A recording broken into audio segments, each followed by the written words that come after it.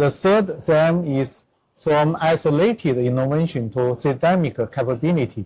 So I want to ask Professor Alfonso, Europe has a long tradition of collaboration between clinicians, engineers, and industry in interventional innovation. What do you consider the core pillars of the sustainable cardiovascular innovation ecosystem? And the next question is, what lessons from Europe's experience can help China build a strong, more collaborative innovation system? Okay, so I think it's very important to, fill the gap between basic research and clinical research. So I think this is very important.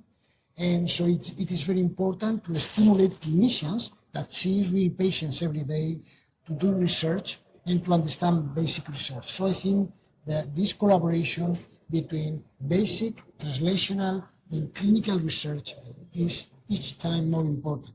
And regarding international collaboration, yes, there is, new venues to collaborate, in several nations, looking for major trials and also trying to address some important clinical questions so that we can help, our patients.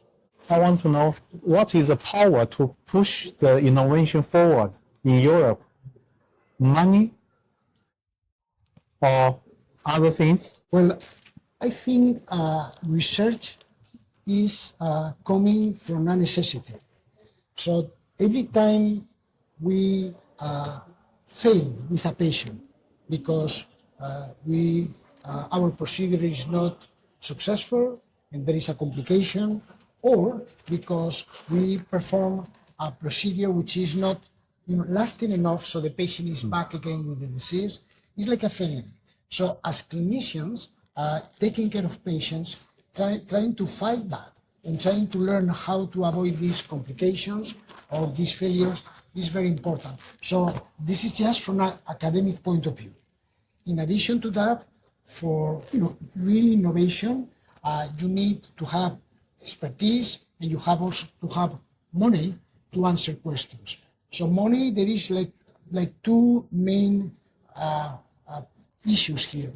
One is that major drug and device companies should put the money to do research because year after year doing proper research is more expensive. But there are questions that are not supported by the industry.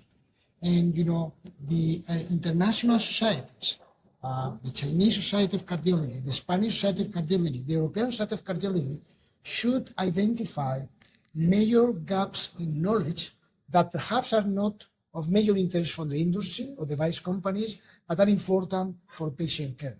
And these gaps in knowledge should be supported by scientific societies, these orphan studies that are also very important. Yes. Thank you for your answer. 你好，中国，东方问道，Press for truth。